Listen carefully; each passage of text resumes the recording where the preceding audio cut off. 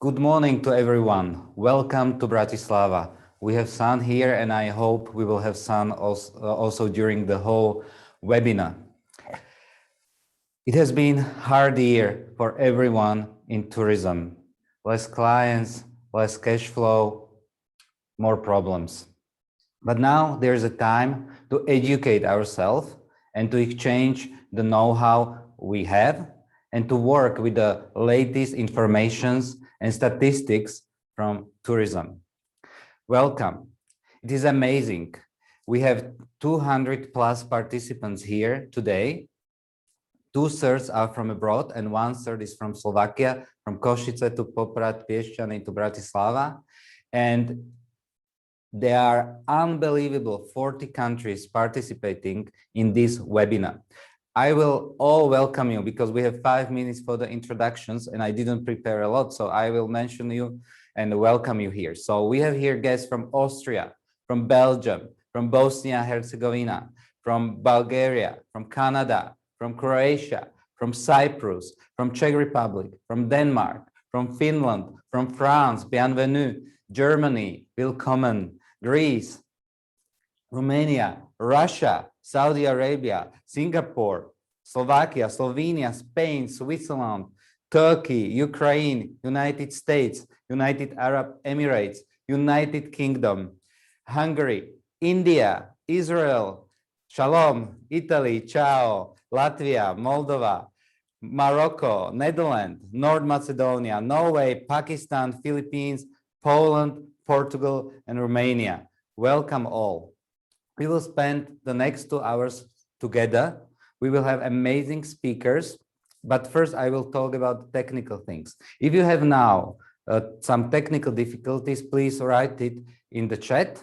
And if you have questions during all presentation, please type the questions in the Q&A section. You can see it down on your screen.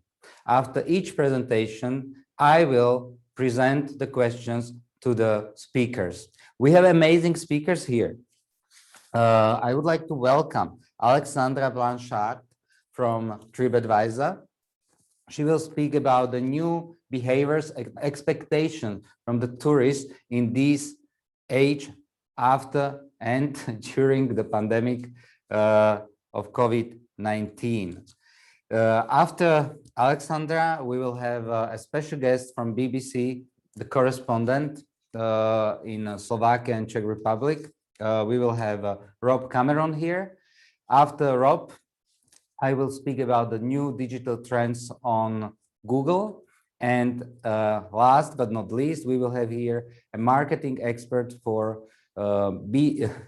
B2B marketing and expert for LinkedIn, Rastislav Talarovic. And I have a present for you, or at least for one of you. We will have a prize draw at the end, and you can win. One of you can win a trip to Bratislava for 3 nights to spend 3 nights in a 4-star hotel in the center of Bratislava. You can see it behind me near the castle, and spend a lovely time here, hopefully very soon. So yes, we have 10:05, and I will introduce our first speaker. I had the pleasure to discuss with her the topic before the presentation, and she's an amazing person. She's an expert in tourism, and she works for TripAdvisor for more than 7 years. So she really knows about tourism. And I tell you also a secret about her. I don't know if I may, but I will. She loves karaoke, but she will not sing today, unfortunately. And she loves sailing. So this is Alexandra Blanchard. So welcome here in Bratislava. You are in France, right? Absolutely. I'm in Paris. Good. And you have a poll also. So maybe you can introduce the poll at the beginning, the question, and you can answer her questions, and then she will give you a warm welcome. Absolutely. Thank you very much, Martin. That's the nicest introduction I have had. Thanks so much. As Martin was saying, we're going to be doing a small poll. So if you could, each of you answer to those questions. I will be using them afterwards. So I'm gonna start now. So first of all, 2 words. So dobry dzień, ďakujem za pozvanie. I'm afraid that's the only Slovak I can tell, but I really wanted to say how pleased I am to be with you and all of you today. My name is Alex. As Martin said, I'm working for TripAdvisor since almost 8 years now. I'm part of a team dedicated to destination. I'm working for Europe and North Africa.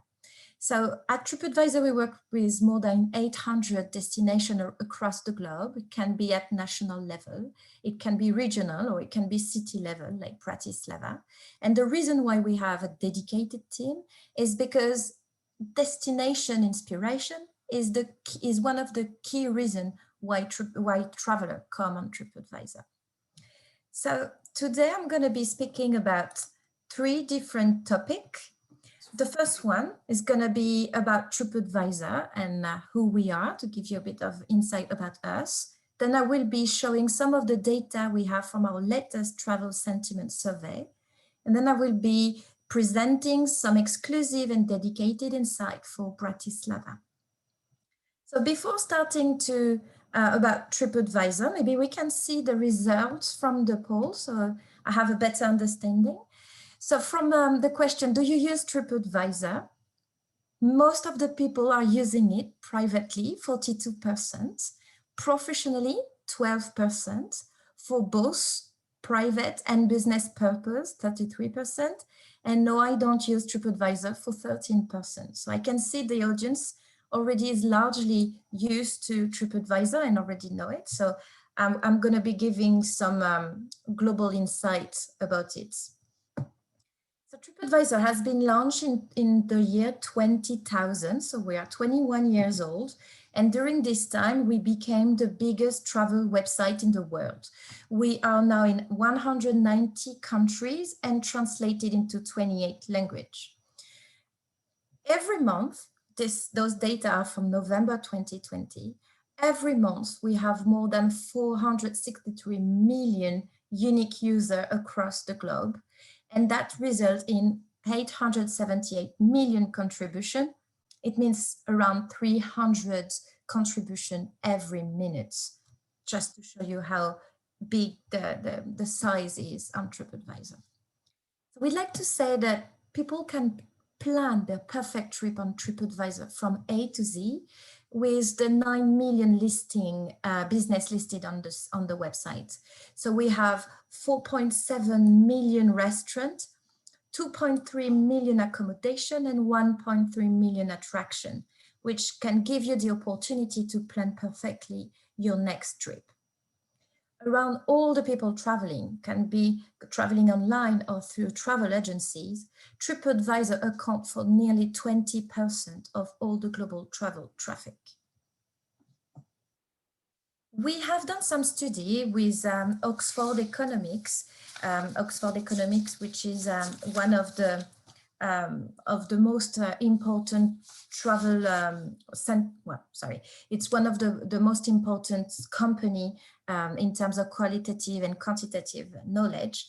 So Oxford Economics has seen that TripAdvisor accounts for 36 million trips were taken last year. So this is 2019, so 2 years ago, because of TripAdvisor. And that accounts for nearly $605 billion spent from TripAdvisor travelers around the globe. I think that the strength from TripAdvisor is definitely from the source and the essence of our websites. It's people-powered planning. So basically, and I'm going to read this sentence because it's explaining exactly who we are and what's our job. It's the best plans are guided by people like you who have been there before. And it's even more important nowadays with the pandemic worldwide. We have seen in 2020 and still in 2021 that people are massively looking at reviews from their fellow travelers because they want to know what's the actual pacing in the destination? What's the feeling from the travelers? And it's so important nowadays to have an information from 1 or 2 days ago. And that's the reason why TripAdvisor at this moment is actually still very strong, given, like, despite the fact that tourism worldwide is largely affected. So we've done some study about some global travel websites, about who was the biggest travel website that you trust, and TripAdvisor was #1, just before Booking.com and Expedia. And just to sum up a little bit more about TripAdvisor and why travelers trust us, we know that 7 out of 10 travelers come on TripAdvisor at some point during their journey. So it means that 70% of the users that will book their hotel online will come on TripAdvisor at one point during the planning of their trip. And for 85% of our travelers, they say that they wouldn't book for a hotel without reading any comments. 85% of the travelers say a fresh perspective from fellow travelers is the most important thing when reading reviews. And 9 out of 10 said that they feel a lot more confident booking for a specific hotel, restaurant, or attraction once they have read some reviews. And lastly, and this is quite important for destinations specifically, is that 60% of the travelers say that TripAdvisor gives them idea on where to travel next. And that's important because it's really a place to have inspiration. We know in our data that 40% of our travelers are actually booking a different destination than the one they originally planned for. So it's important to understand how much inspirational platform TripAdvisor has become. Now let's have, and I'm going to be entering a bit more into the travel sentiment survey now, and let's have a look back at 2020. First of all, so just to give you some information about those travel sentiment survey, as I say, I'm working for TripAdvisor since 8 years, and to be fair, until 2019, it was pretty solid. It was mainly all the years the same pacing, the same seasonality. And then 2020 changed, obviously, everything. And we needed to have a better understanding about the behavior of our user and the expectation, because we always say that we are the #1 travel website to help people planning their trip, but the planning has changed so much that we needed to understand better the user. And that's why we have done 4 different travel sentiment survey during the year to see what was the evolution.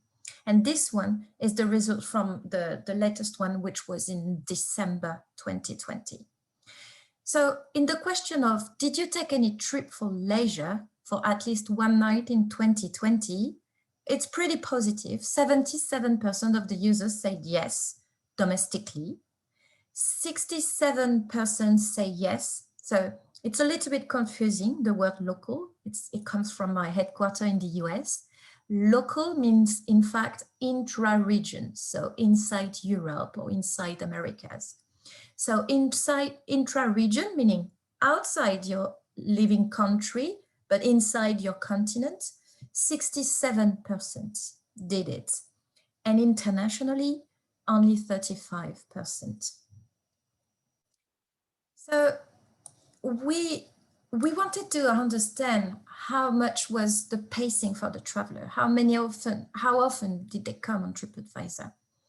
And the good news is that for 74% of them, they were coming at least 2 times, twice a month on TripAdvisor.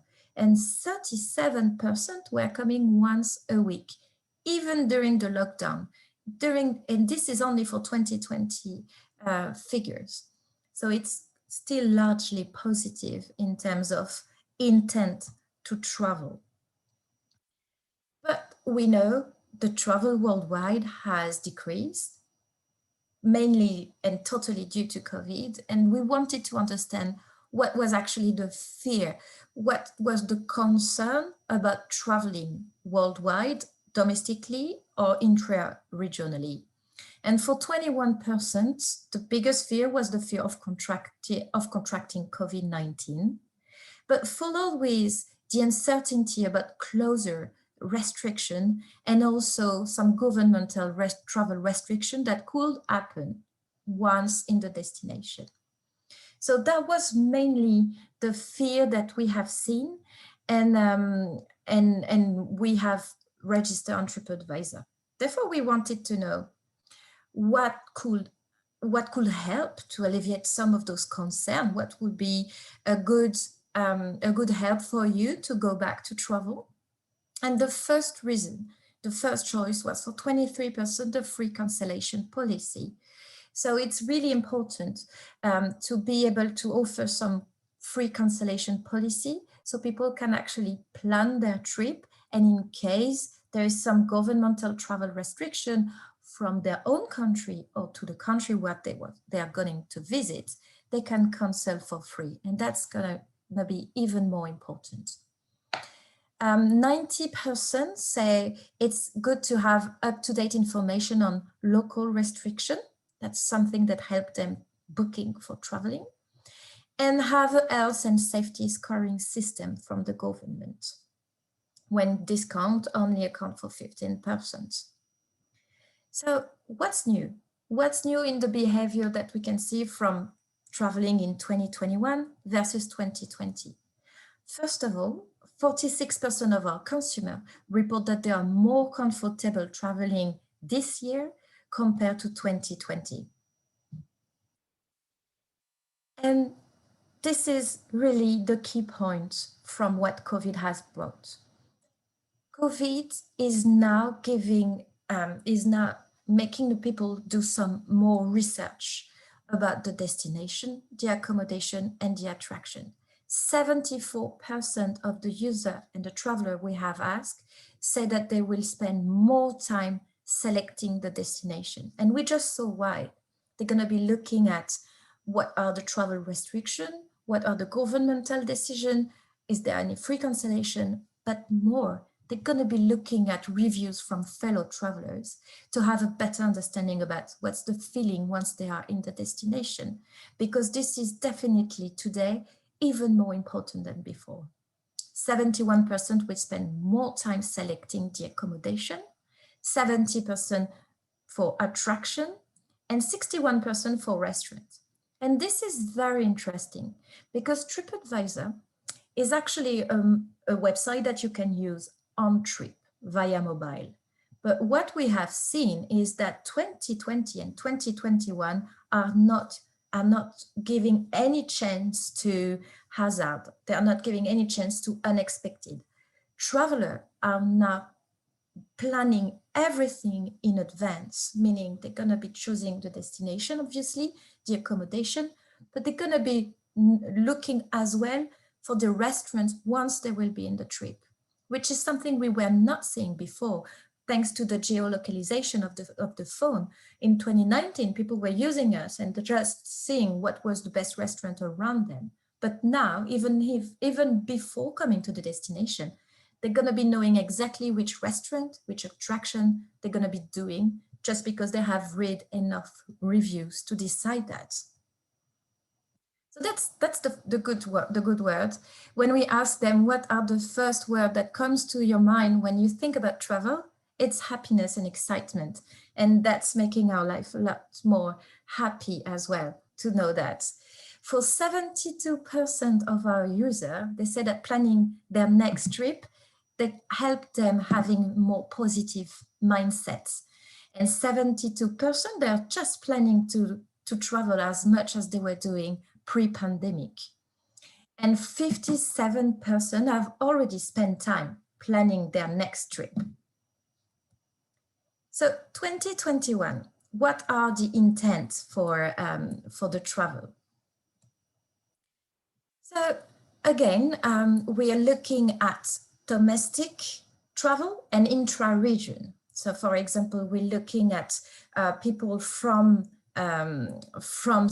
Slovakia, looking to go in Bratislava or another city, or we're looking for people from Austria looking at Bratislava. This is the intra-region, intra-continent. So in the terms of what type of trip are you planning and how often are you planning to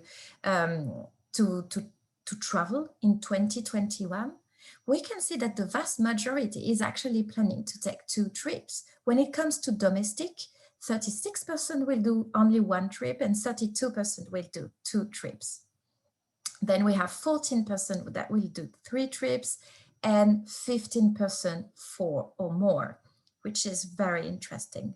For intra-region, then it comes more to 1 trip only, so 39%, but we are really speaking about destinations that are surrounding, countries that are surrounding the travel destination. In terms of timing, this is what our audience answer. They are mainly planning to travel domestically or intra-regionally, so inside Europe, in May to August 2021. And this is what we have seen as a behavior last year as well. We've seen that April was down massively, and then in June, it was going up, July and August being the strongest months of the year. So, few words about the trip types. So when we ask what kind of trips are you going to take in 2021, most of them say it's going to be short stay, weekend getaway, which is a very good news for a city like Bratislava, because we're definitely speaking about some short stay and weekend getaway. Local, so it's intra-regionally, so surrounding country, still very strong, 65%. But this is due to the way they're going to be traveling, which is road trip. So this is important. I'm going to be spending a few minutes on road trip. We can see that now road trip is going to be it was in 2020, but it's still in 2021, kind of a new norm to travel on surrounding country. That's why it's important to have the possibility to show that cancellation will be free, because they don't need to have a flight tickets. As long as the cancellation can be free of charge, they're going to be able to plan their perfect trip and do a road trip, and therefore do a different stop within the same country or within some surrounding country. And outdoor is definitely something very important today. We know that some destinations, such as historic destinations, such as Paris, Barcelona, Venice, that used to suffer from over-tourism, they're going to be suffering probably longer because of the idea that those places are crowded. And today, the traveler wants to go to more unknown places where they feel that it's safe to travel, but also a lot of outdoor. So inside a road trip, you can have a stop to a city like Bratislava and then continue to the countryside. But mainly those weekend getaway are going to be more for places off the beaten path or more unknown. And then beach trip are still going to be quite strong, 55%. And with no surprise, crews are still suffering from the fact that it's a closed environment, and it's 19% of the intention. So as I say, 2021 will be back on the road mainly. So 2/3 of the users say that they will plan to take a road trip. That's why it's so important now to be speaking to surrounding countries and domestic audience. 83% plan to take a road trip to explore nature, so that's the outdoor, and 81% say they would take a road trip to see family. So now I'm going to be spending a bit more time on Bratislava, on some insight for Bratislava. So first of all, this is the trend from 2019 in green, 2020 in yellow, and 2021 in red. So if we look first at the trend from 2019, because it's basically the control year nowadays, we can see that it was it was all around having some travelers in April and May, and then a real peak in July and August, and then another peak in October, and then it was going a bit down. For your information, the number of users that were looking to travel for Bratislava in 2019 on TripAdvisor was more than 1.7 million. So I will rephrase it. In 2019, during the entire year, we had more than 1.7 million unique users looking for Bratislava on TripAdvisor, just to give you an idea about the size of the people interested in Bratislava. And then COVID hit. We can clearly see that 2021 was meant to be bigger than 2019 at the start, but when COVID hit, it went down massively in April. This is generic and global trend as well. And then went up again, same seasonality in July and August being the biggest months, and then down again due to all the lockdown that happened in Europe. In terms of difference, in terms of variance, we can see that January, as I said, was 2% above 2019, so it was a good trend. And then it went down to -81% in April. That's for when COVID hit Europe massively and everyone was in lockdown. And then we can still see that in July and August, it was up, and the difference and the variance was only -49 and -48%. And this is actually, compared to the average that we have for Europe, quite a good result, because the average for Europe, all destination taking in account, is -55%. So we can see that Bratislava is up on those figures. And I know that there was some massive communication campaign to attract travelers in Bratislava. So that could explain this result. But -55% for an average for Europe was already massively driven up with the Mediterranean destination, because last year, Mediterranean destination in July and August had actually quite success.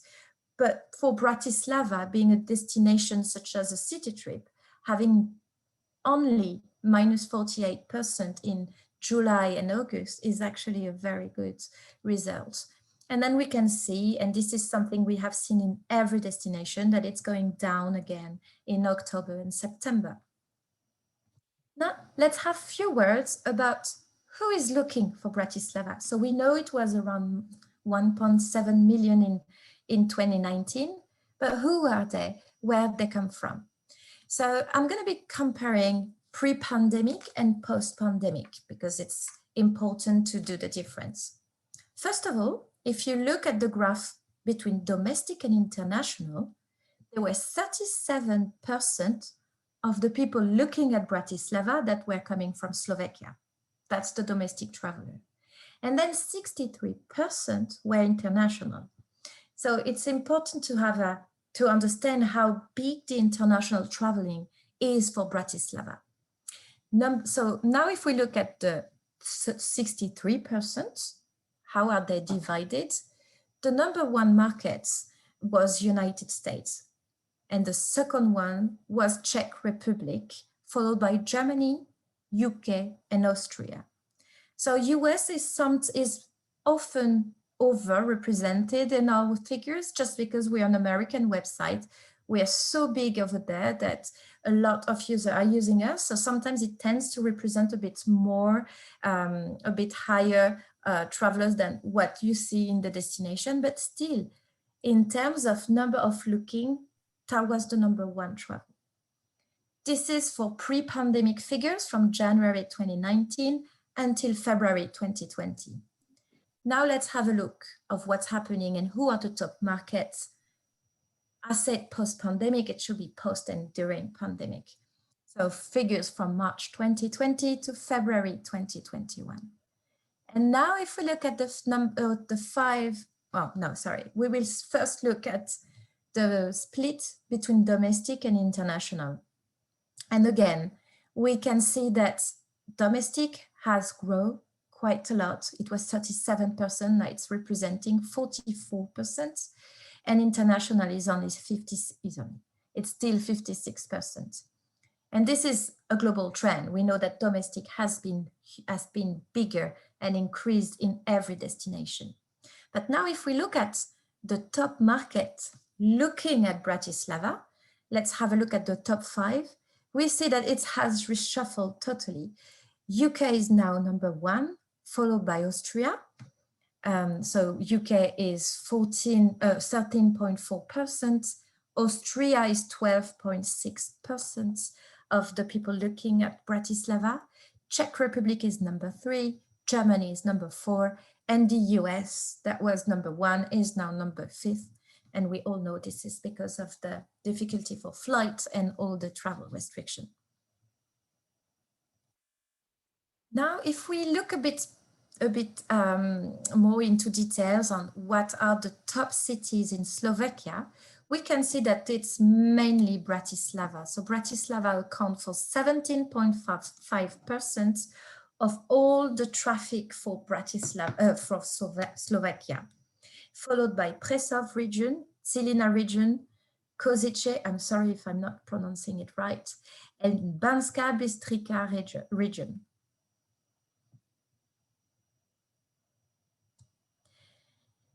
So now let's have a look about the top location in Bratislava. What are the points of interest? Because on TripAdvisor, we can track more specifically what are the attractions the most looked at for Bratislava. And the first one is Bratislava Old Town.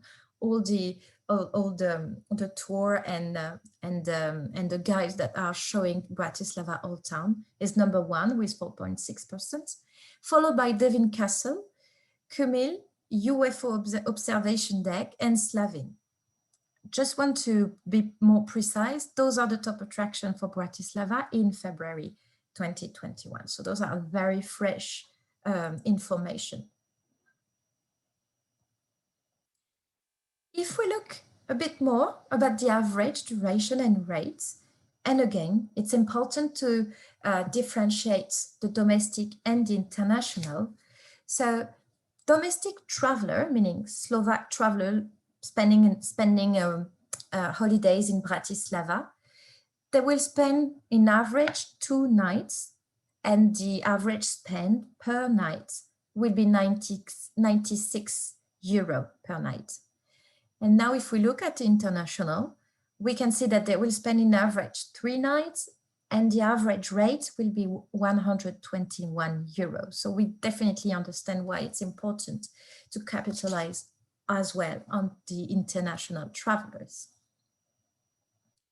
And I'm going to be finishing on something that is very positive, and I'm happy to announce it here.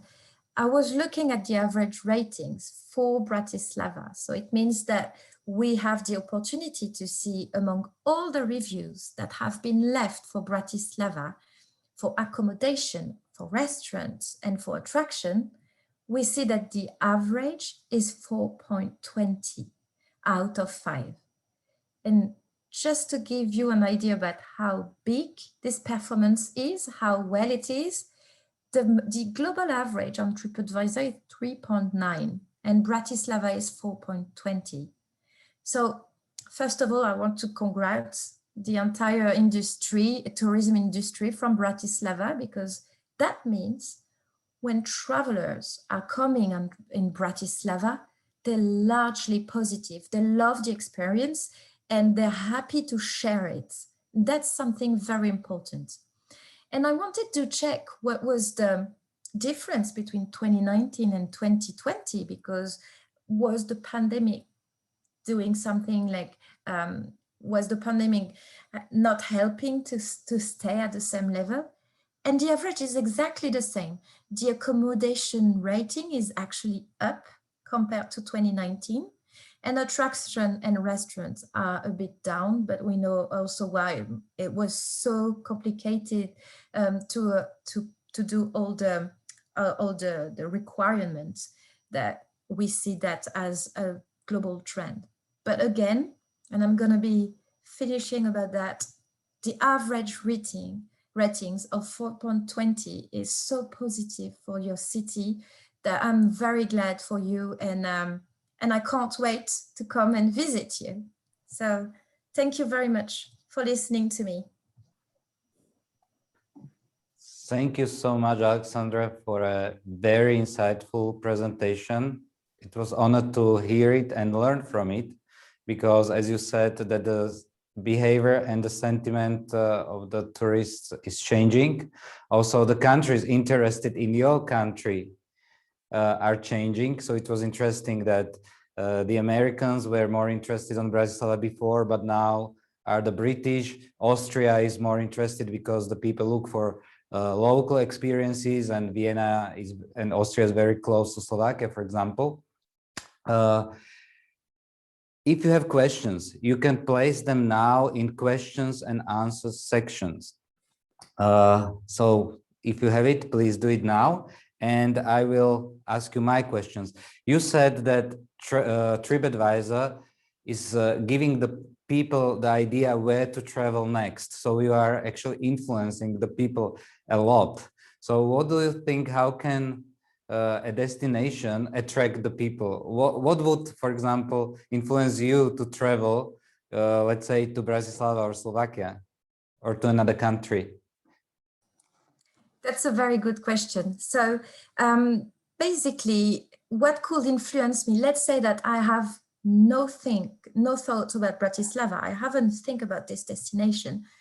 What could make me go there is, if I'm looking for a specific city, let's say a competitive city from Bratislava, or even if I'm looking for Vienna or for this kind of city, if at this moment I can see, first of all, the beauty of Bratislava when I'm looking for information for Vienna, and if I can see, for example, how far it is from Vienna, like this is actually across the street, that will make me have the idea about going to Bratislava. If I'm in a road trip, it's easy. Like I can actually decide to go by car. Like I think it's less than 20 kilometers. I could go there very easily. So if I want to get inspiration about Bratislava, you need to make sure you're targeting competitive destination or surrounding destination, because nowadays with the road trip, you can definitely inspire people to come to Bratislava when they're looking for Budapest, Vienna, or this kind of other cities. And the picture I can see when I was preparing for this webinar, I've seen the picture from Bratislava, and so it seems to be so beautiful that it's definitely something that will inspire people as well. As I said at the beginning, when I welcomed you on behalf of Bratislava Tourist Board, that we have 40 countries participating in this webinar. This is unbelievable. And I think every country can learn from this, because this information you are providing are relevant for almost every destination and country. Another question from my side. Everybody is worried about the reviews. So TripAdvisor is about the reviews. How do you cope with the fake reviews? Because some of the members also of the Bratislava Tourist Board, they say, oh, we have a fake review.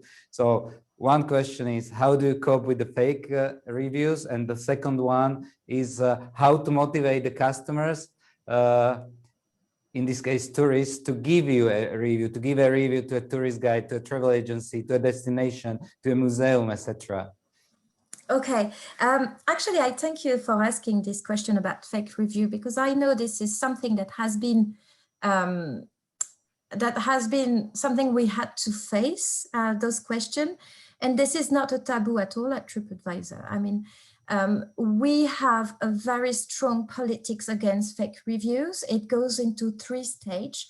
So first of all the reviews, they go through a system, and then we have an automatization of the system that will actually flag some reviews that seems to be fake, And behind that, it's an algorithm, because we are using the same type of algorithm as you can have into the finance hacker or this kind of thing. So every reviews, they first go to an automatization system. If the reviews is okay and seems okay, it will go through. If it's flagged, then it goes to our fraud team, and the fraud team at TripAdvisor is 10% of our employees. So 10% of our employees are actually working into the fraud department, and then they will be investigating, such as is it a question of IP? Is it a question that those people are friends on Facebook? You know, this kind of very specific matter. And, you know, we are here for 20 years. We have built, and we are now a reference in terms of knowing what are fake reviews or what are some hacking in terms of reviews. So we have very, very specific way of knowing which are the fake reviews. If a reviews go through and seems to be fake, then we have the ultimate checking that we called our community. So every reviews that you see on the website can be notified as being a fake review. If it hasn't been seen, but a user is going to a hotel, a restaurant, or an attraction and see that it doesn't feel right, it's not what I am experiencing, they have the possibility to notify this review, and then it goes directly to our fraud team again to check everything. So that's I see. So you have the procedures how to cope with it, and I think you could talk about it for at least 10 minutes. So thank you very much for the quick answer. We have more questions here. So for example, John is asking, how do you derive the figure for average spend on accommodation? Is that just for accommodation booked through TripAdvisor, or you use also the data, or you have the data from different providers? Yeah, so it's only from TripAdvisor. So on TripAdvisor, we have different partner OTAs, can be booking.com, it can be Expedia, or it can be the hotel websites. So basically, we can track, when they click on it, we can track what was the average rating. So we track the Slovak IPs, we know on which price they have clicked. So that's how we know the average from domestic. And then we have all the international IPs, and we see on which price they have clicked. So we do the average, and that's how we can tell you that's the average rating. It's the same for the average nightly rate, sorry. And it's the same for the number of nights. We can track how many nights they are looking to spend. If it's domestically, we will track Slovakian IPs. And if it's international, it will be all IPs except Slovakian. And that's how we can do those average. Another questions, TripAdvisor also has to earn money, so it's not a charity.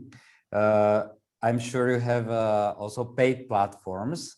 Can travel agencies, tourism boards work with you? And what are the options for smaller partners, tour guides, travel agencies, museums, and tourist boards work with you?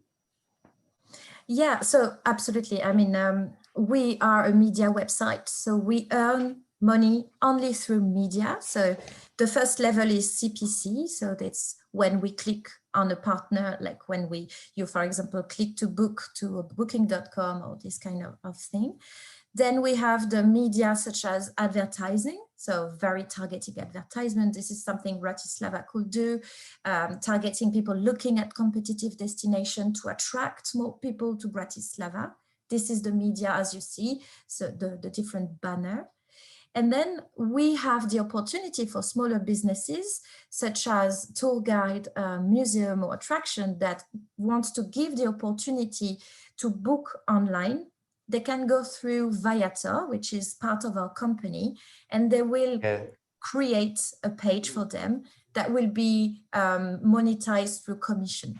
So they can contact Viator, they will create the page and they will be bookable online. But just want to say that any any businesses that wants to have a page on TripAdvisor, this is absolutely free. You can have a page, you can show yourself on TripAdvisor, and then it's up to you to ask all your traveler, all the people that have come at the end, when you know that they had a very good experience, please leave a review on TripAdvisor, and that's how you will get more information. But if you want to be bookable, then it's via Viator, which is part of TripAdvisor, but acting as a kind of a separate company, mainly on attractions, things to do, and etc. Perfect. We have so many questions now. I would like to work with the time, so I will choose just one. And I agreed with Alexandra that the questions we will not answer, we will send directly to her. And if I can match it with your name, we will answer you. So last one is very positive from Frushina.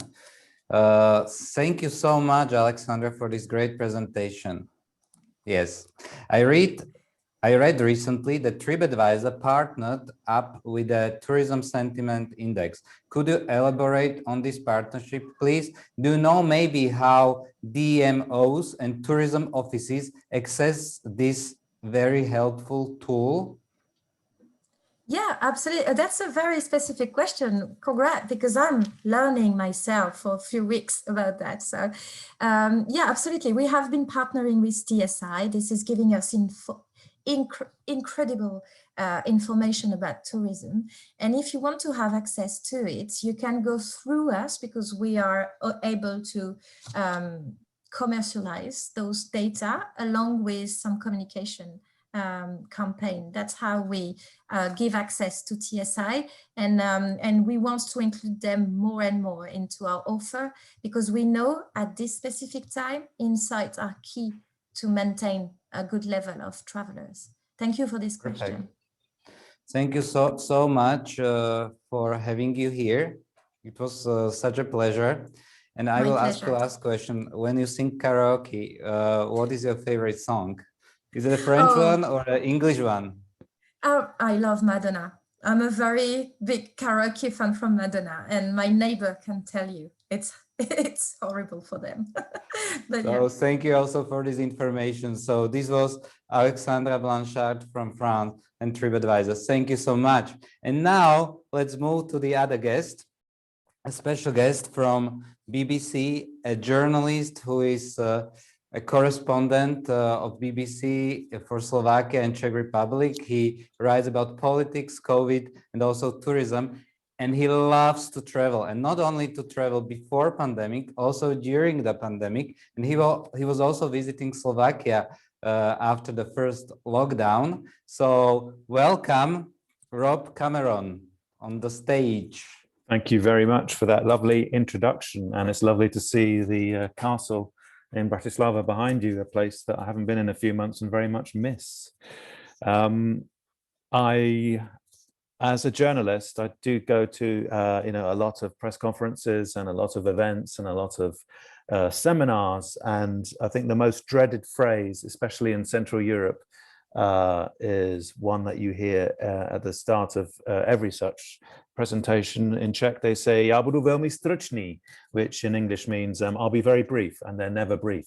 Today, I will be brief because really tourism is not something that I'm a huge specialist in. Travel, perhaps, maybe, but I don't really have any huge insights for you, just really from the perspective as a journalist and a writer and someone who's so used to traveling, and someone who has, like all of us, I think, been forced to confront this new reality that we've been living with for 12 months now, and all of us, I'm sure, are hoping very much comes to an end. So just a little bit about me. My name is Rob Cameron. I am the BBC's correspondent for the Czech Republic and Slovakia, so Czechoslovakia, if you will. I've been living in the Czech Republic since 1993 in Prague, and I've been working for the BBC since 2004. And before that, I worked for Czech Radio, the English service, the international service of Czech Radio before that, and also for the Czech News Agency, translating their reports into English.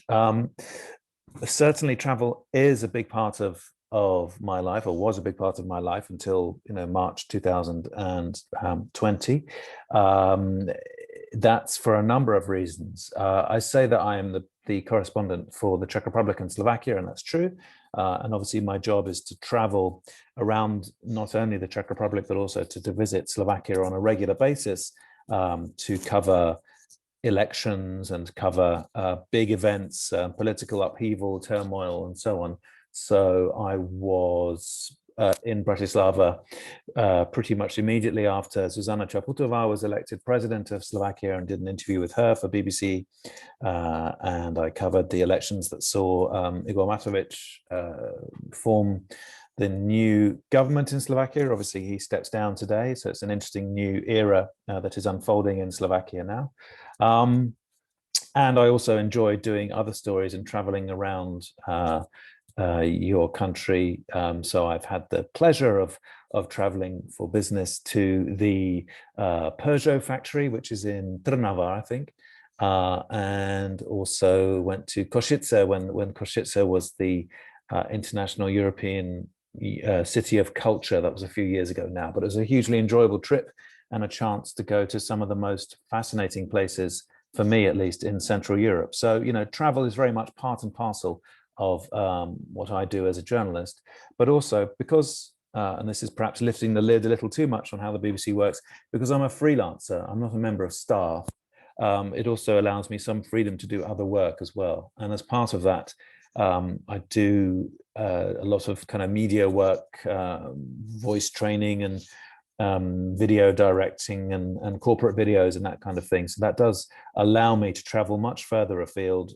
So in recent years, I've been not only all over Europe, but I've been to China, to Shanghai, to Peru, to the Middle East, Doha, Qatar, Dubai, and so on. So all that's because of my very varied and very blessed existence as a broadcaster working for the BBC, but someone who's also free to do other things as well, whether that's corporate video or anything else. So, I'm someone who's just used to getting on a plane, sticking my passport in my pocket and picking up a rucksack or a bag, and off I go.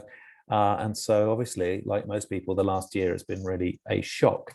And just to illustrate that, I just thought, just for fun, I'll just share my screen now and just show you just a few random photos from 2019. So this is a trip that I took with some friends hiking in Montenegro. Absolutely beautiful 10 days hiking through what is one of the most spectacularly beautiful countries, I think, in Europe. Incredible scenery and fantastic food, beautiful coastline, all the rest of it. Then, this is a trip I did, like a 2-day trip to Abu Dhabi, staying in a lovely hotel, doing some corporate video shoot for a financial startup, I think it was.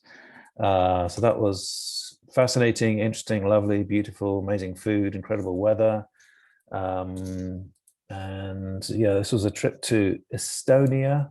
I think it was Estonia.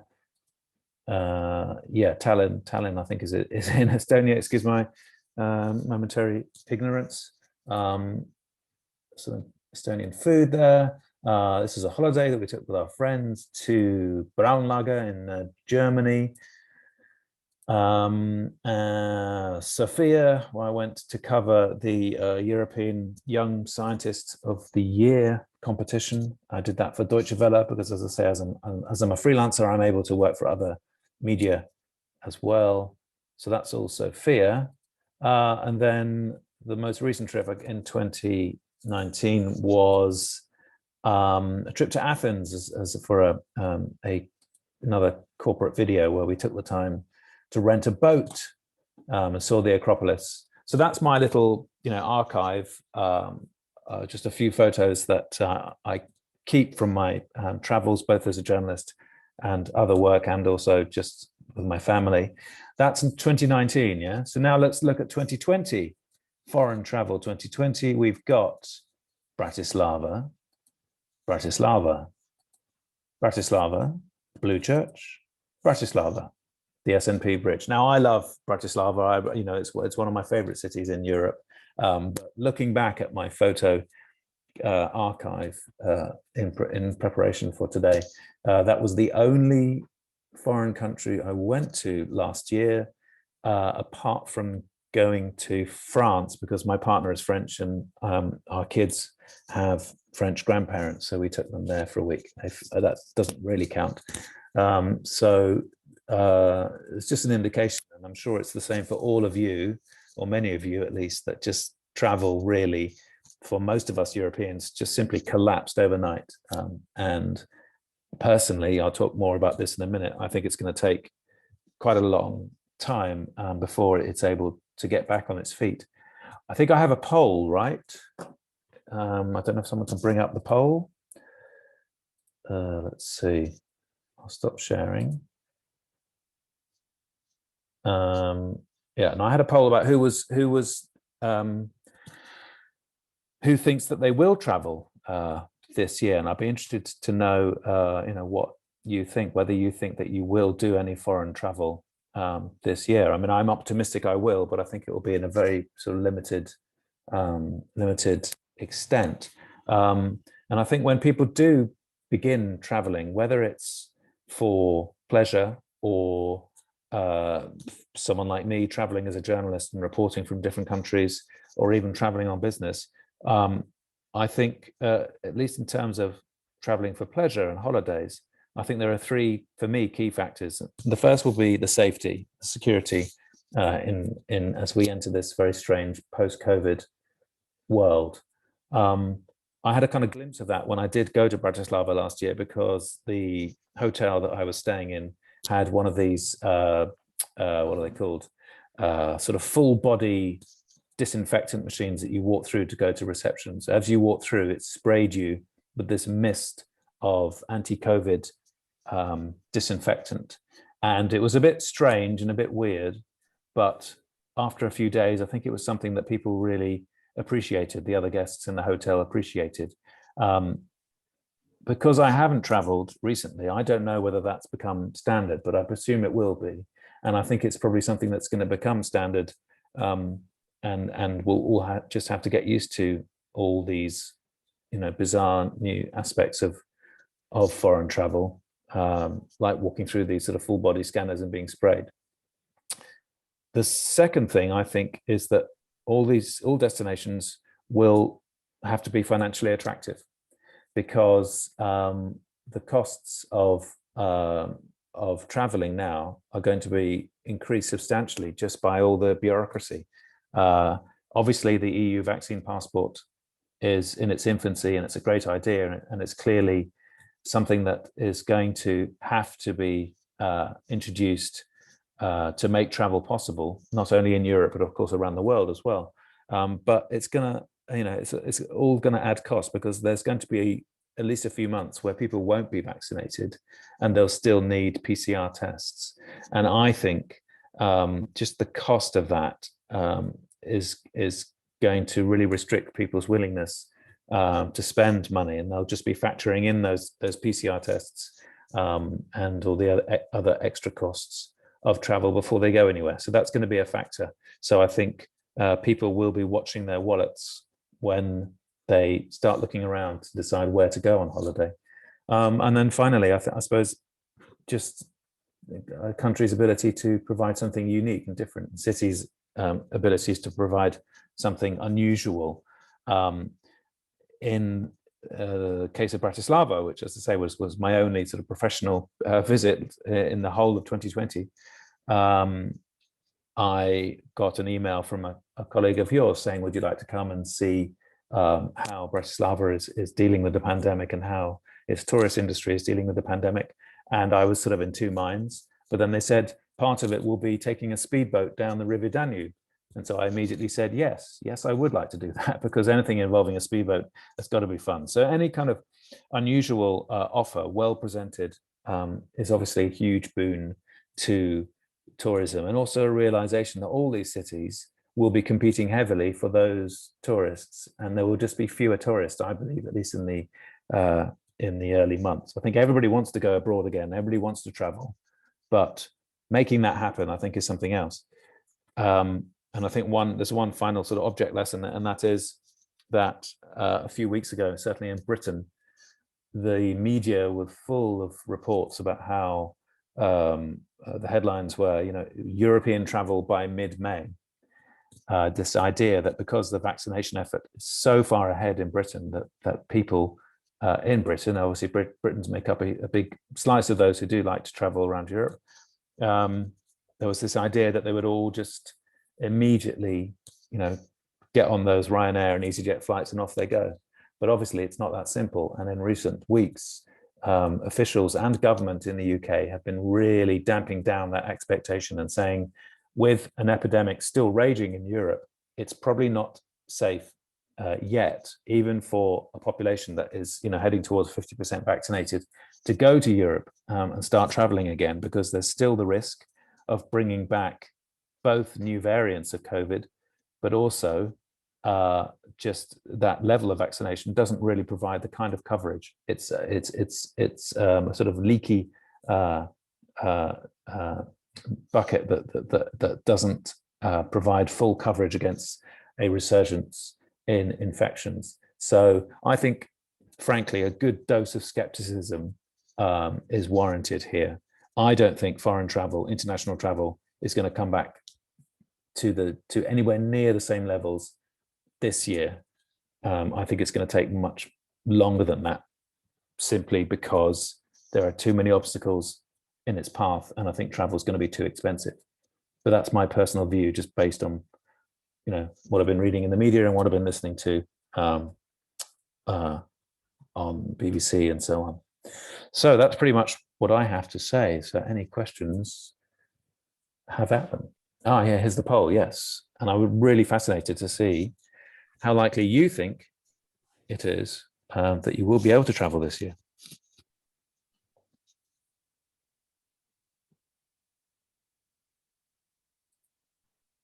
Yes, I think we can have the results in a minute. Great. So if you have any questions, now you have the time to type it in the Q&A section down on the screen.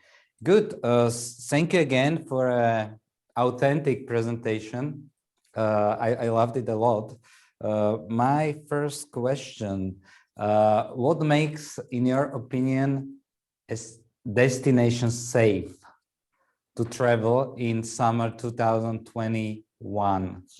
I think it's going to be all about a very, strongly presented public message that this is a safe city, and that's obviously going to involve the authorities, the council, the town council of Bratislava, and any other city. So it'll just be that constant messaging, whether it's stickers on trams saying don't press the door because the doors open automatically, hand sanitizer everywhere, mask signs everywhere, all that stuff. I think it can be done. Obviously all those things have to be done in several languages as well, because I know here in Prague, not all of the messaging is in English, right? So some of it are messages in Czech, and you're not sure, well, what do I do? Do I press this button? Am I not supposed to press this button? Does this open automatically? Can I go in here with a mask? Do I have to wait because there's only 4 people allowed in the shop? A lot of that information, at least here in Prague, and even in areas where we get lots of tourists, it's not in English. It's only in Czech. So I think that's the main thing, is presentation and really strong messaging in conjunction with the government and the local authorities. Thank you very much. Another question: what should a smaller destination, as for example Bratislava, offer in order it could be present in a big, important worldwide media? So I think, yes, the question is clear. So what should a small destination communicate to get the media attention? It's tricky, because it's always a challenge, and always has been, even before COVID it was. I think it's just finding those things that are going to attract a journalist's eye. So the biggest, the smallest, the oldest, the whatever. So anything that is unusual and quirky always works, and anything that is first, biggest, smallest, as I say, always works. So that's something that us journalists always have a tendency to latch onto. So that's why I don't know, just off the top of my head, I did a story about the first beer spa in the Czech Republic. When you go now, beer spas are everywhere. We sit in baths with beer in them. But I mean, I did the first one. I didn't do the second or the third or the fourth or the fifth one, right? But you can find, even historical examples of that, and you can use your country's historical legacy as well in that way. So and so, Queen Bathory, is that her name? Was she a queen? No, she was a what was her name? The queen, the sort of Maria Theresia, you mean? No. Is it Bathory? Bathory? Yeah, Bathory, the one who loves to drink the blood. Exactly, all that stuff, things like that. People love that stuff. People love it. It's what Dracula is to Hungary. Things like that definitely should be massively promoted and advertised, because people really, journalists love it and people love it. So it's about storytelling? Storytelling, absolutely, always storytelling. This is what I have learned. So it's all about storytelling. And when you answer the first question, the message was that the public authority should communicate that the destination is safe. Absolutely. Yeah, I think that's key. Yes. Perfect. Thank you. I think we have time for two more questions. First one is from Muhammad. Is Bratislava a worthwhile destination comparing to other European destinations? For me, it is. Yeah, I think. Do you know what Bratislava has that I think no other European capital has? Is it really? You really get the feeling that you can get to know it in a very, very short period of time. Thank you. Another question. I just got it into my hands. It's from John. Do you think that the current bad COVID situation in the Czech and Slovak Republic, in terms of numbers of infections and deaths per head of population, will have a lasting impact on the perception of this destination by foreign visitors? Yeah, no, I don't think that. I mean, I think it's going to be bad this year, but I think people will be so keen to travel again and so keen to come back to these places. And there will be a general recognition that COVID has affected everywhere in the world, that I don't think it's going to be long lasting. No, I think it's definitely true now. People don't want to come here now, and they can't come here now. Tourism is illegal. You can't come to the Czech Republic at the moment, obviously, and we can't really go anywhere else. But I don't think that will be long lasting. I think give it a year, two, then people will be flocking back to this city and to yours as well. I think if you live in a country, everybody has the feeling in their own country that it's not good, it's bad. But I have a good news. We have a very good mayor working, fighting the COVID-19 very actively, and the numbers are going down rapidly. And when I checked the numbers on Saturday, we had only about 20 infections in Bratislava from the PCR test, what is a very good news for the safety of the destination. Another question, and it will be the last one, is from Branislav from Authentic Slovakia, from Bratislava.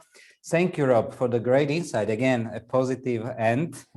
Do you think that the COVID experience will motivate people to search for less crowded destinations and for more social distance activities, for example, cycling around the towns?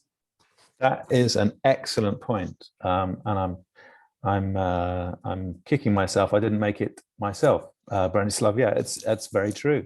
I think people will be, because we've all got so used to just living and existing with this crazy social distancing and just being apart from each other.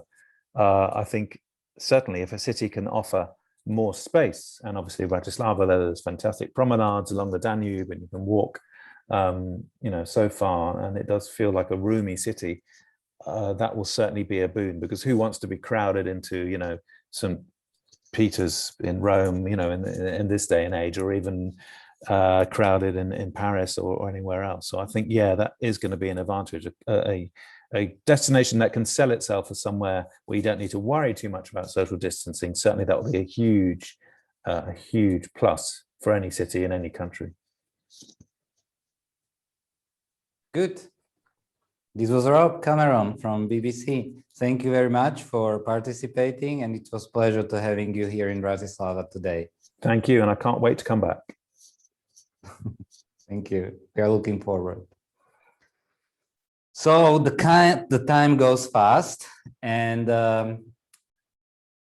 again, I'm welcoming again on behalf of Bratislava Tourist Board. And the next presentations will be about searching on Google, and I will present you the latest information. I would like to ask you for the presentation. Thank you very much. My name is Martin, and I am chairman of the Chamber of Travel Agencies and Tour Guides in Bratislava and vice chairman of the Bratislava Tourist Board. And why I love this job is not only that tourism is an interesting topic, but I love to travel. And this is my travel map from TripAdvisor. I don't know if you knew that you could do your own map where you have been, and then it's easier to count the destinations. I have visited more than 80 countries, and only 32% of the world.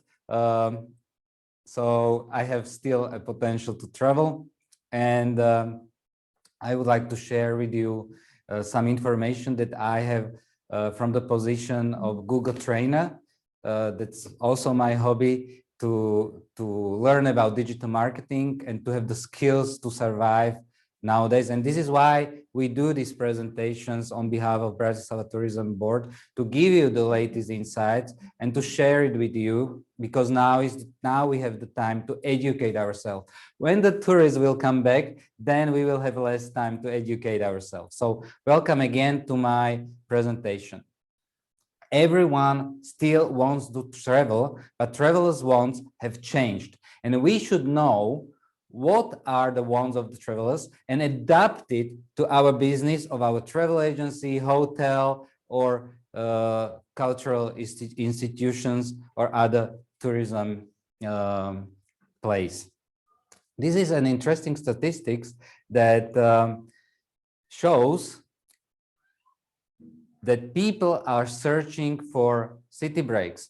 They are also, during the last summer, just the word Europe city break was searched 6,600 times. So people want to travel, but they are easy to influence because at the beginning, they search for something new. And that's a huge potential for every destination and every country you are from. And also for Bratislava.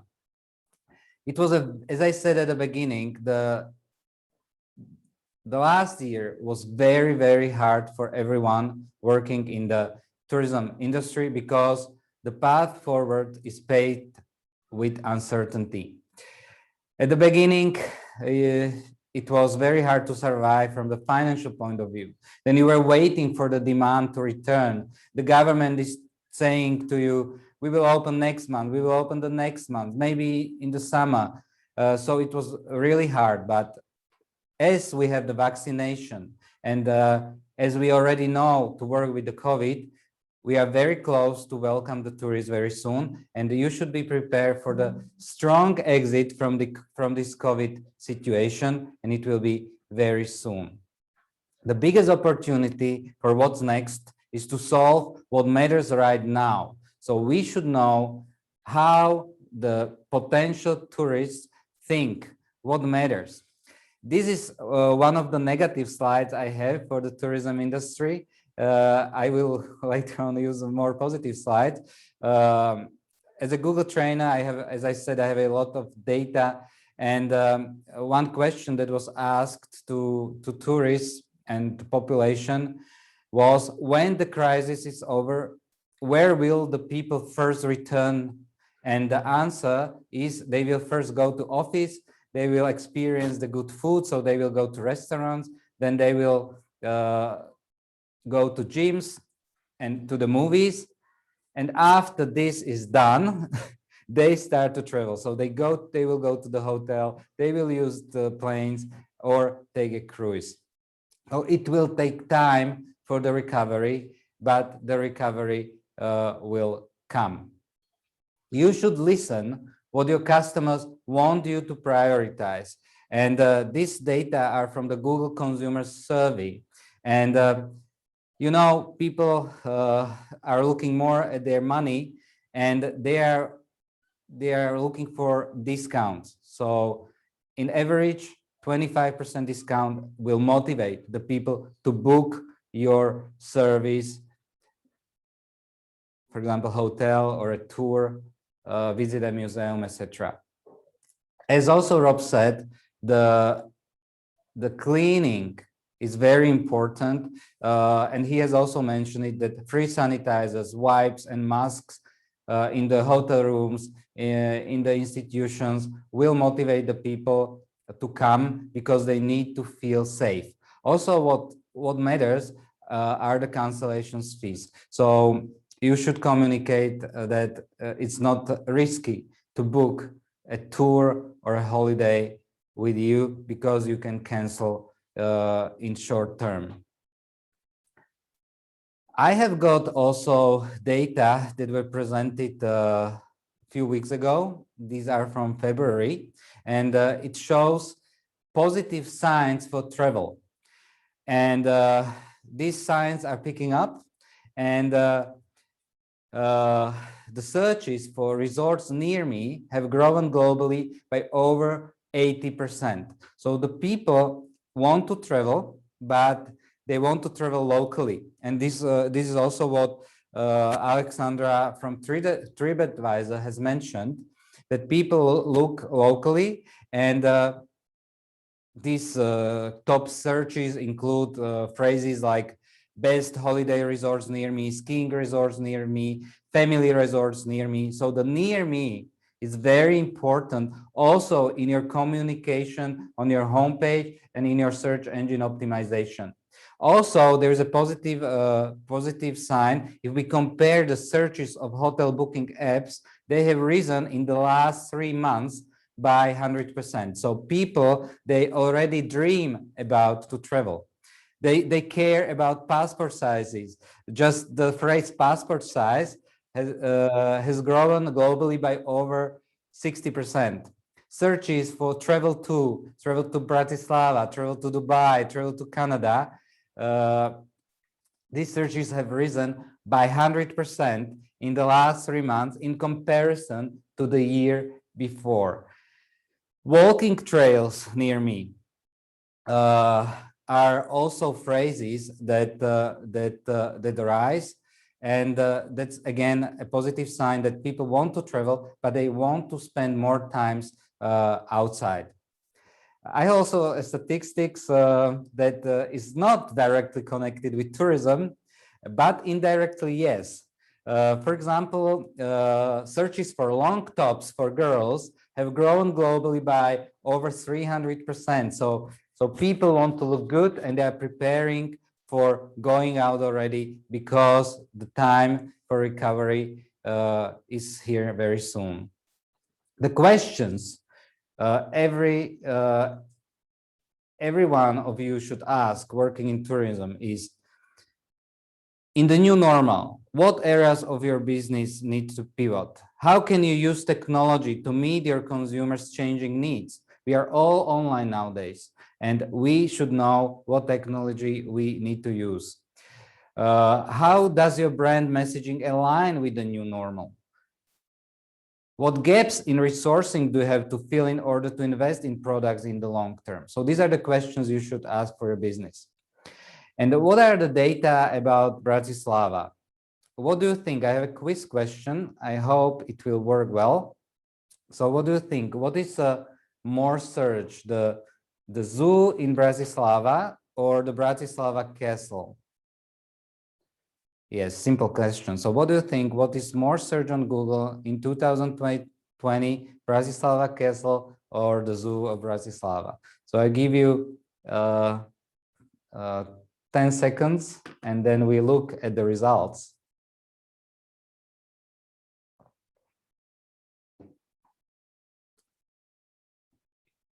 So what are the results? Yes, this is what I was expecting, and thank you for answering that questions.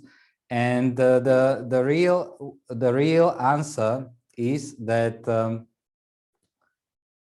Bratislava Zoo is 2 times more searched than the Bratislava Castle. People want to be outside, and Bratislava has this advantage that you can walk through all Bratislava on your own foot in a safe way and visit a lot of experiences that are outdoor. Here I have another statistics from Google, and it shows again that outdoor activities are on the rise if you look for vacation in Slovakia or in Bratislava. And if we look at the graph, we see, for example, the red graph that's from the summit 2020, that people want to go outside. They want to be near lakes, near rivers. They want to go to parks. They want to go to gardens. And also when you see the rise of the zoo is there also. So everything what is outside, you should communicate. And this is what was also my message, that maybe you should change your products or communicate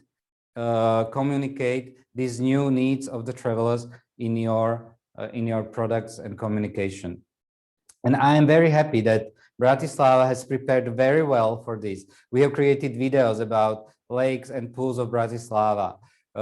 You can go wakeboarding on the Golden Sands Lake in Bratislava. You can kayak on the Danube in Bratislava. As Rob has mentioned, he has very good memories from the speedboat experience on the river of Danube. Alexandra has mentioned that she would love to use the ship from Vienna to Bratislava.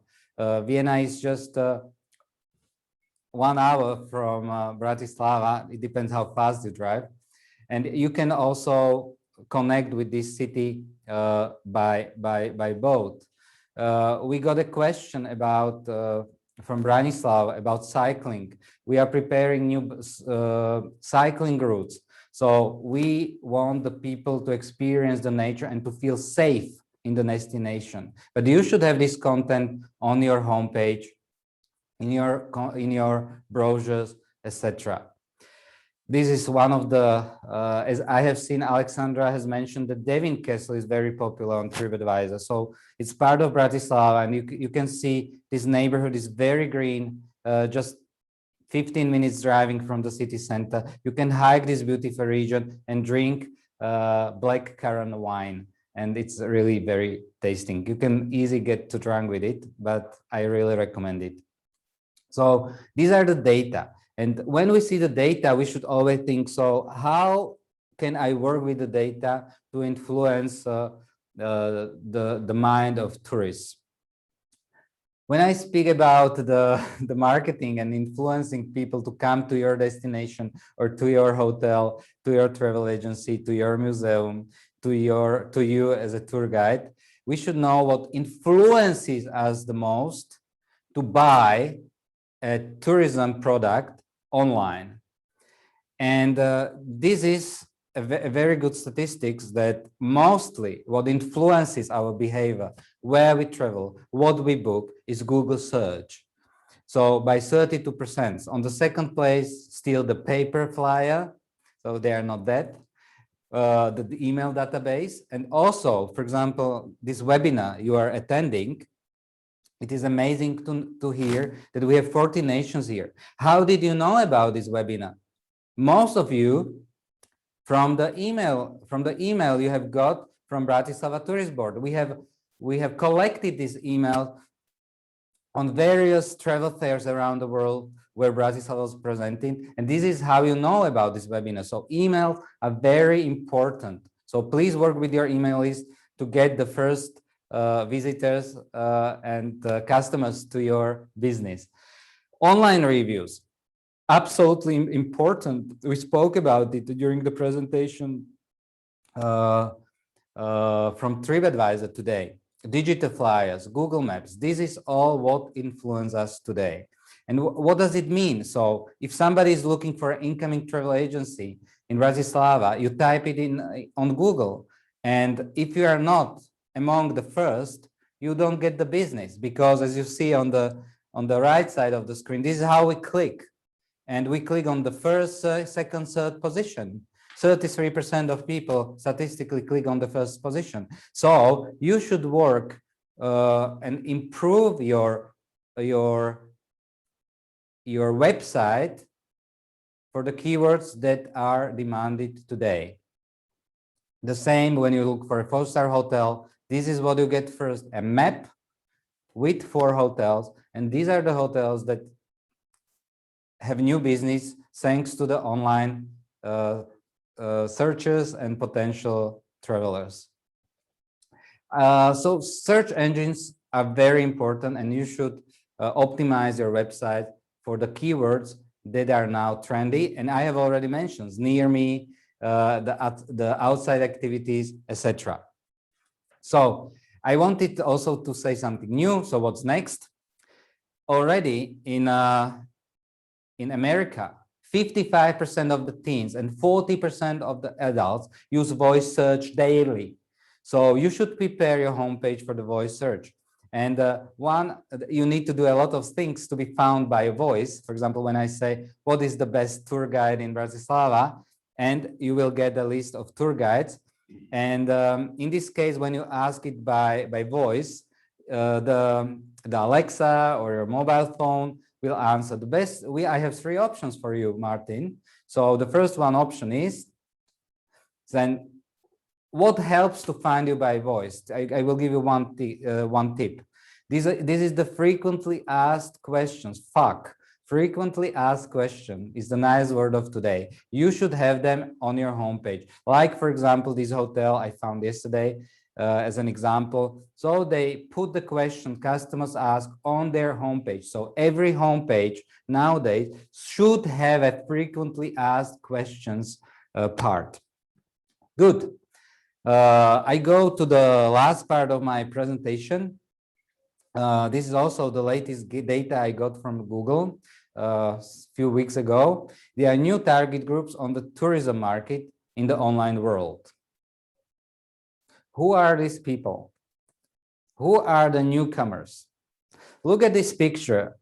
It's very sad, but this is what the world is now. And we see the newcomers. We have the silver surfers on the market. It's a new term in online marketing. So this is the population of individuals in the age of 50 plus using internet actively for the first time. And when I looked at the numbers, in Slovakia, these are 100,000 of people. In Czech Republic, it is more than 500,000 people, new people who started to use internet for business and search. I just took an example from Germany. We have in Germany 9.5 million silver surfers who were using internet for the first time in their life to buy a product or a service. So if we know, and this target group already has a good financial background. So this could be your potential target group, and they will be first vaccinated, and they will be first welcome to your destination and your country. So this is now about your creative, how to attract these people. Last but not least, we live in the world of video, and the YouTube watch time has increased by 18% in 2020.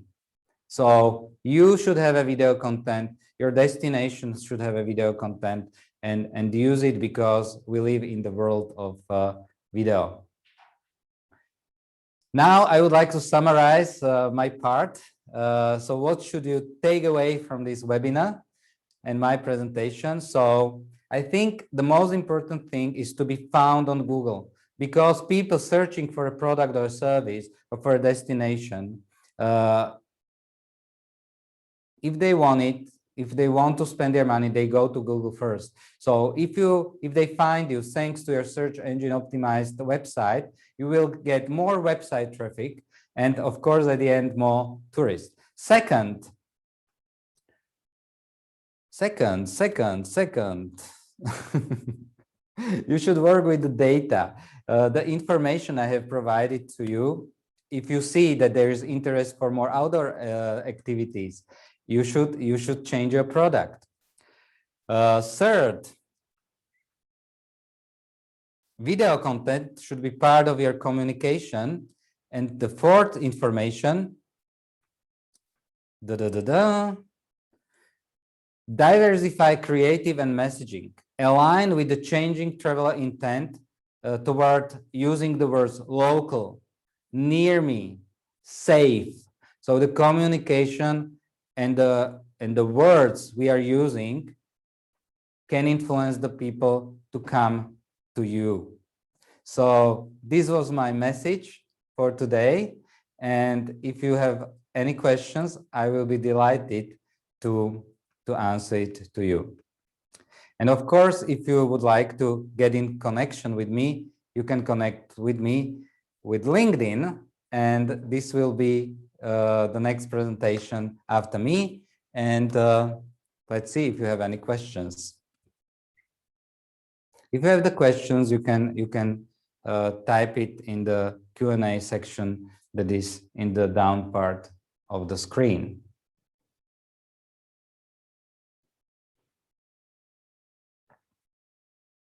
Yes, and very soon we will have the prize draw of the trip to Bratislava.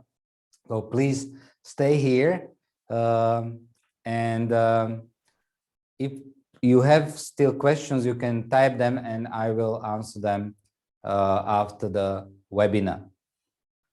Now I would like to welcome our fourth and last speaker, digital marketer, a specialist for B2B marketing communication and LinkedIn, who has achieved great results with LinkedIn for Bratislava Tourist Board. Let's welcome Rastislav Talarovic on the screen, not on the stage, but on the screen. So you see, we use another wording even in presentations. Yeah. So COVID has changed. The screen everything. is yours. Thank you. The COVID has changed everything, even our vocabulary we are using now. So exactly. Thank you for your introduction. I'm glad to be here. I'm glad to see you in fact, I can't see you. Basically, the last topic of this webinar, I hope you are enjoying, is LinkedIn as a professional social media platform and as a new tool for destination marketing. So I would like to welcome you to the most trusted social network, and I will explain and to prove this sentence, why is it so? So, but first, let's make a small warm-up for us. So we have another poll. So in a couple of seconds, you will see the questions. Do you use LinkedIn? And please choose the most suitable or your proper answer, and we will come back in a minute to see the results.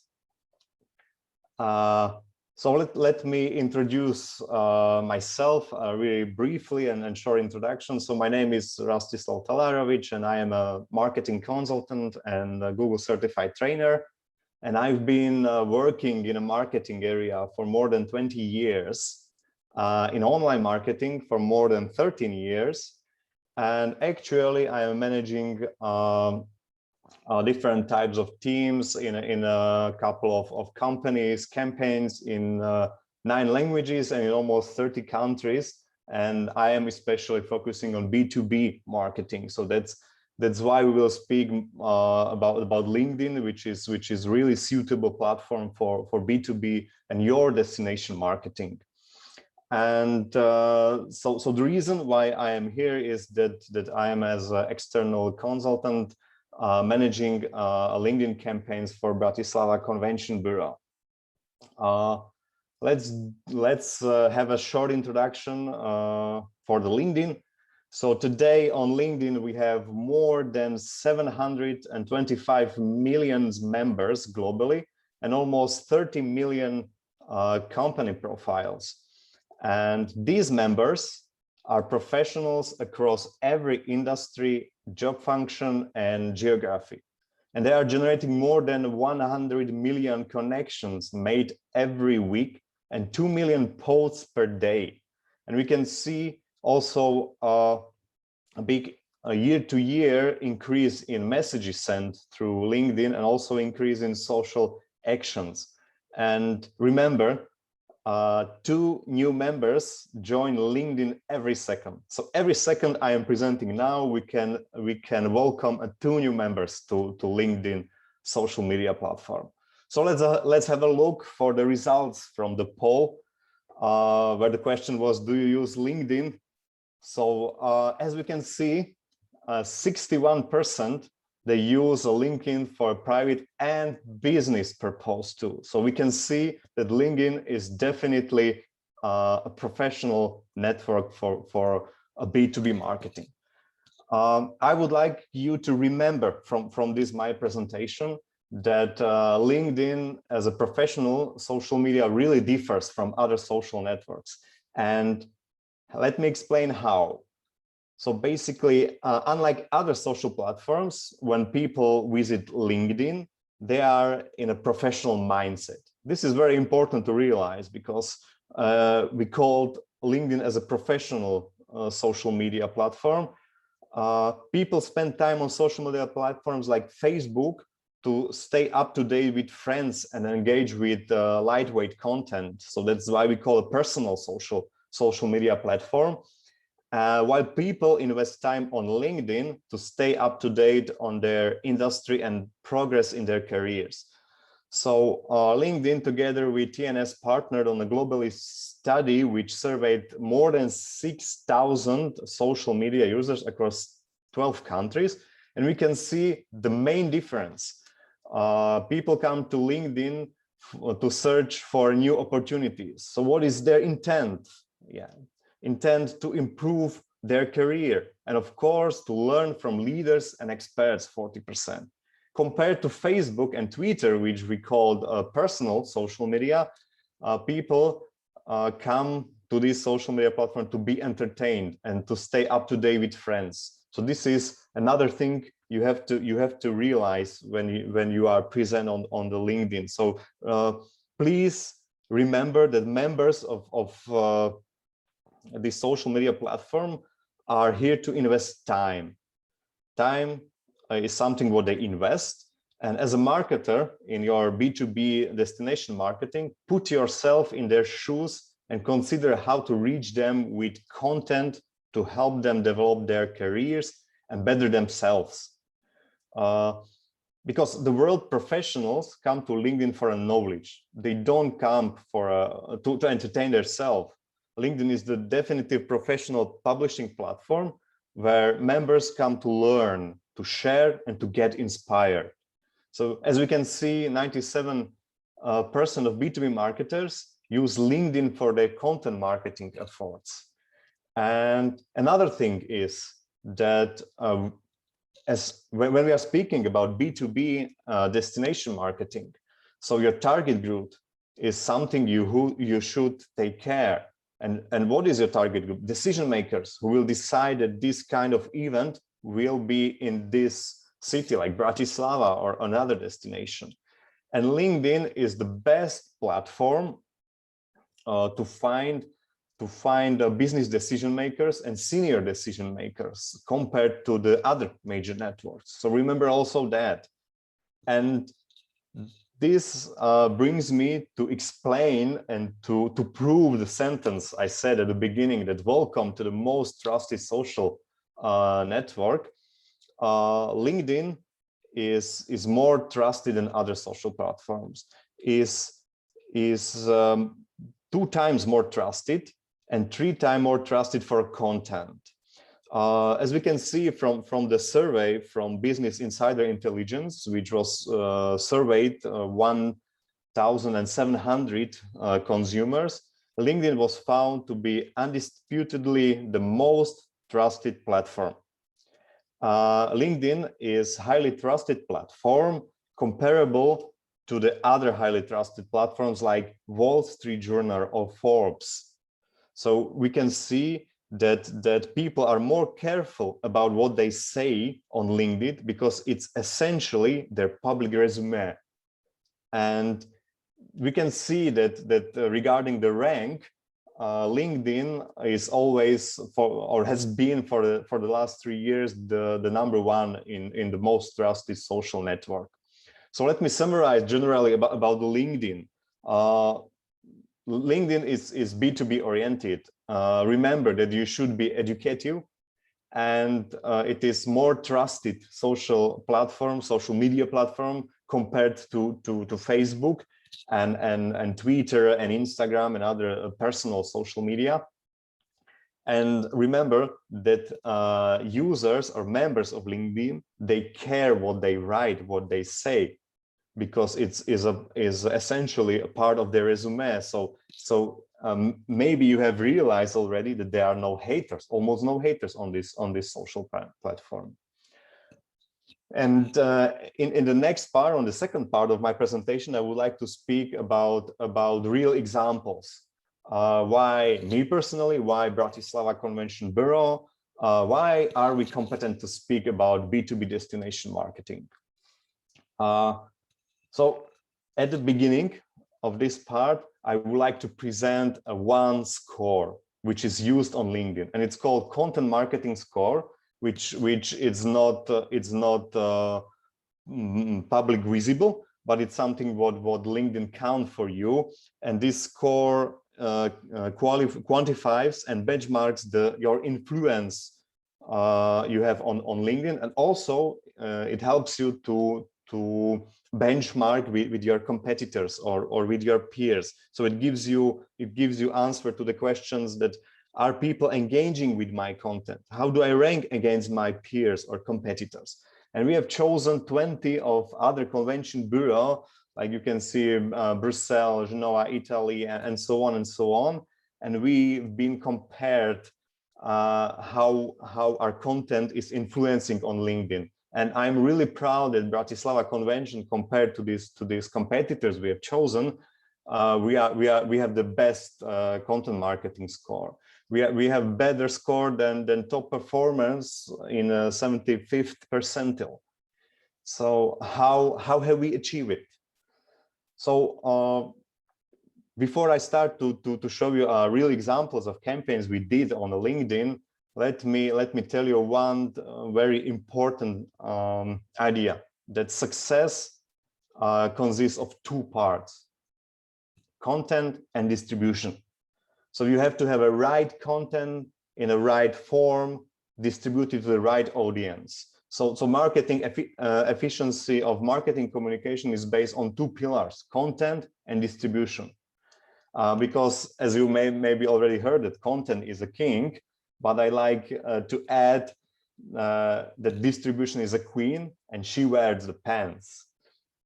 So as I already mentioned, 97% of B2B marketers use LinkedIn for their content, and professionals on LinkedIn, they actively engage with content in a volume like 9 billion content impressions per week. What is important to realize, LinkedIn is not HR platform, social platform. So it's not for recruiting employees anymore. There is a 15 times higher content versus job posting in the feed, and 57% of content is consumed using mobile. So how we achieve it? We prepare the campaigns, and what is really important at the beginning, to choose the right objectives. So we did the campaigns for the objective awareness and brand awareness, but we did also campaigns for the consideration. So for the objective like website visits, engagements, and video views. What is really important is to do the right targeting, to target your audience. And LinkedIn is really really efficient tool, because you have already predefined audiences. And one of the audience is event planners. And you can see that if you choose this audience, you will cover all these job titles on the LinkedIn. Another thing which is really interesting, I would like to share with you, is what is the best time for posting on LinkedIn. As we can see from Sprout Social, company. They measure the real data where the users are engaged with the content on LinkedIn and make how it depends on this. And we can see also that there are little bit differences before COVID area or before COVID period, where the best time to post on LinkedIn was Wednesday between 8 and 10 and also noon. But the coronavirus pandemic has changed it slightly, because now during this Corona period, the best time is Wednesday afternoon at 3 p.m. and Thursday before the noon, so before the 9 and 10, and also Fridays between 11 and 12. And the worst day is, of course, Sunday, because people are not working, not using for the professional purpose. This is the real example, one of our most successful campaigns on LinkedIn. So we have a whole idea, the concept, which we called 72-hour city as a Bratislava. And we did have a campaign on LinkedIn where we used the video with a video screen or recorded screen, how easy is to use our 72 hours planner. You just choose your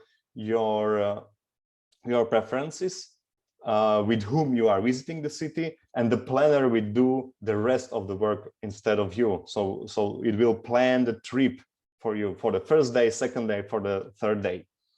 And what are the results of this campaign? So we had real huge engagement on the LinkedIn, real many comments, and I would like to compare to the average engagement rate on LinkedIn, which is 0.54%. And with this campaign, we had paid engagement rate 4.65, which is almost 10 times higher number. So it was really joinable campaign, and the content we prepared for the LinkedIn users. For the goal or objective awareness, we have a reminding video campaign to remind the biggest conferences we organized here in Bratislava. And for example, this is our highest engagement rate campaign we had. So comparing to this average 0.54, which is on the LinkedIn, we had in paid part of this campaign, we had 5.53%, and in organic part, we had more than 10% of engagement rate. And another thing is that using actively LinkedIn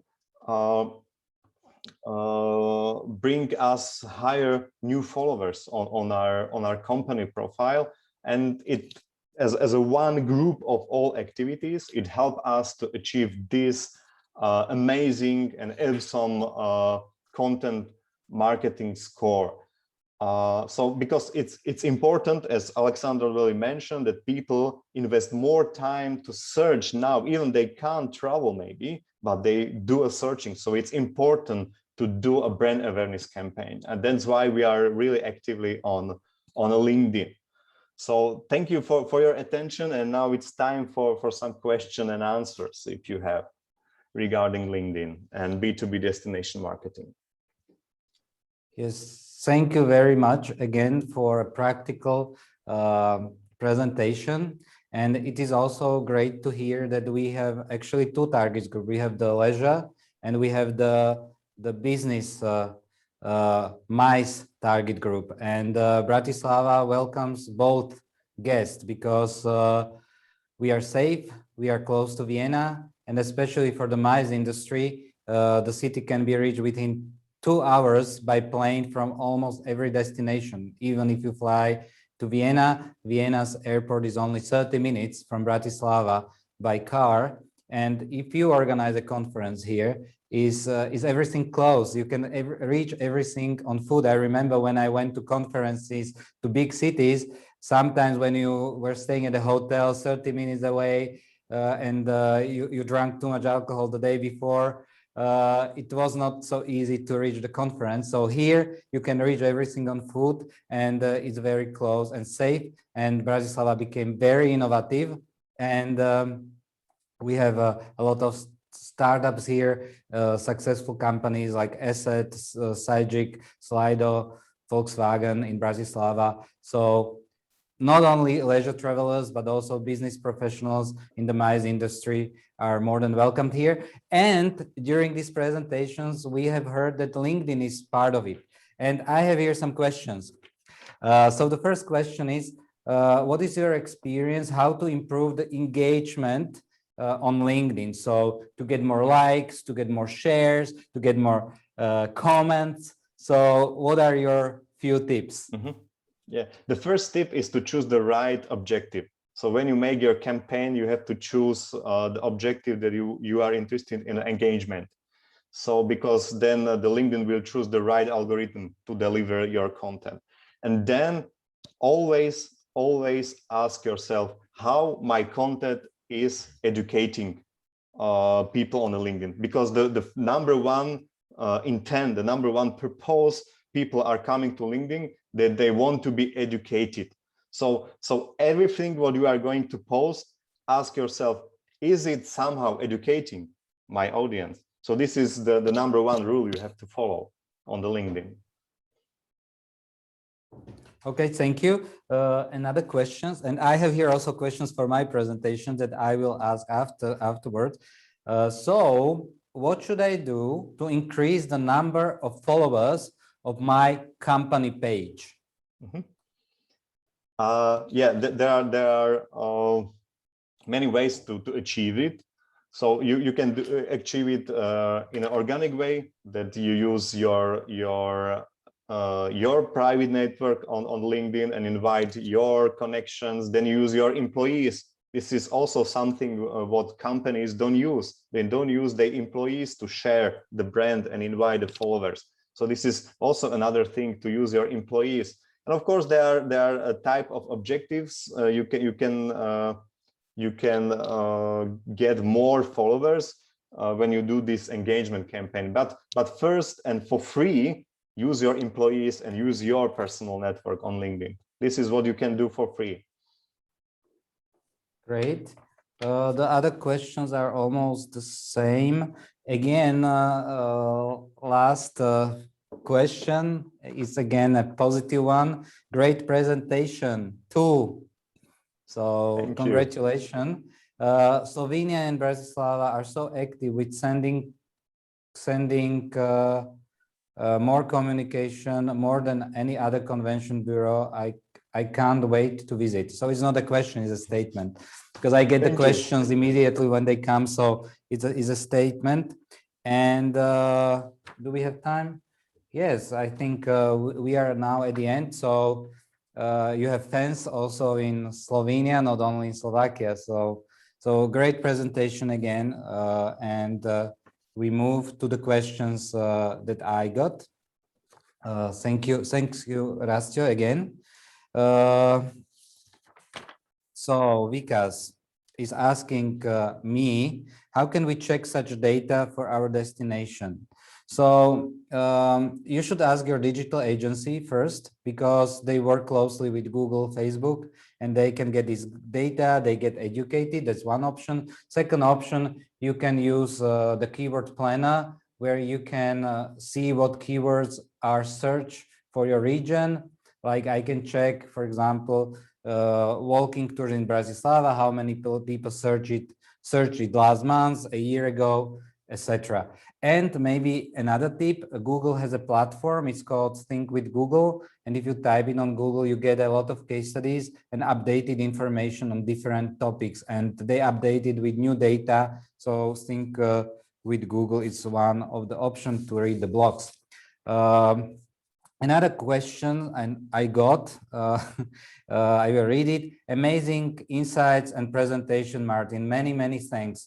I would be interested how the Tourism Board of Bratislava is leveraging these Google data. In consideration of this data, how do you change your offers and communication for 2021 summer season?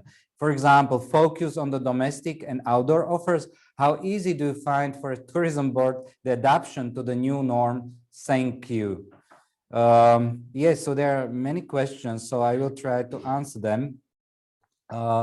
So we have created a lot of video content. We have also helped the members of the tourism board with the content that was paid by the tourism board, because when we see the video content is rising, so we help not only the destinations, but also the members, hotels, travel agents, tourism guides, institutions, etc. Other things what we do, we still do branding, like Rastislav showed us. We still communicate with the industry. We have the budget and we want to be visible. Also, this webinar is showing that Bratislava is here on the market and ready to welcome your guests. The other things what we have done recently, we will change the creative of our communication. And we will communicate that Bratislava is safe, is close, and you can visit it on your own foot. And as I have shown in my presentation, Bratislava is a very green city, and you can feel really safe here. What else? So more or less, this is my short answer to your long question. And before I will thank you all for such a great time, we will have a prize draw. And I would like to say that we have more than 200 participants here, and I have the list, all of them, and we will do it in the old school way. And I will just show you now that at least that we have 185 number here. We have 85 here, so it's really every participant is here, and I think now you will find out who will be the winner of, and I will tell you of what. So you will win an experience, a 72-hour experience in Bratislava. You will win a voucher for 2 people, including accommodation for 3 nights in a 4-star hotel. You will have a guided tour by a professional guide of Bratislava. You will have a speedboat adventure on the river of Danube. And if you trust trust yourself, you can have a skywalk on the S&P bridge, so-called UFO bridge. And you will have the opportunity to visit the green parks, the museums, and many other attractions here. And the trip is sponsored by the Bratislava Tourist Board. So now I will choose one number. Oh no, I can ask the cameraman. Please come here. You are independent and this wasn't planned, so please choose one number. Thank you. Thank you. Yeah, I'm happy it's not 85, it's 16. So I have here the list. And the number 16 is Jiří Pec from centralslovakia.eu, from Banska Bystrica, from the, yes, so it's Jiří Pec from Central Slovakia.eu. So you are the winner and you will have the opportunity to experience this beautiful city on the Danube River. Dear friends, you are all professionals and we end the presentation exactly at the supposed time. And again, thank you so much for attending, investing in education. And we all hope that this all will end soon. And the numbers and data we have shown are saying that the tourists are preparing themselves to travel. And that's a big positive news. So I wish you a lot of new customers and hope to see you next time on another webinar or here directly in Bratislava. Thank you again for attending. Have a lovely day and I wish you a lot of health. Goodbye.